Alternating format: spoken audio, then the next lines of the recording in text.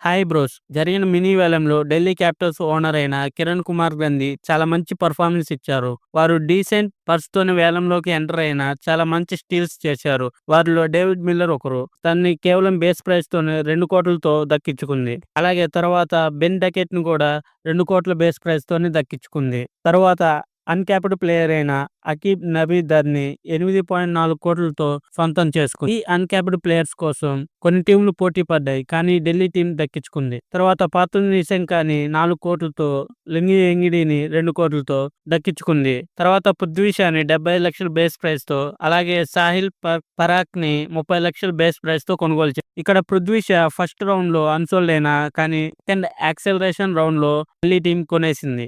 అలాగే చివర్లో ఒక స్లాట్ ఫిల్ చేయాల్సింటే కైరీ జేమిసన్ని బేస్ ప్రైస్ 2 కోట్లతో దక్కించుకుంది ఢిల్లీ టీం. దీంతో ఈ షాట్ మీకు నచ్చినట్లయితే సబ్స్క్రైబ్ చేసి లైక్ చేయండి. ఎన్ని ఎక్కువ లైక్స్ వస్తే అంతమందికి ఈ షాట్ రీచ్ అవుతుంది. అలాగే రికమెండ్ కూడా అవుతుంది.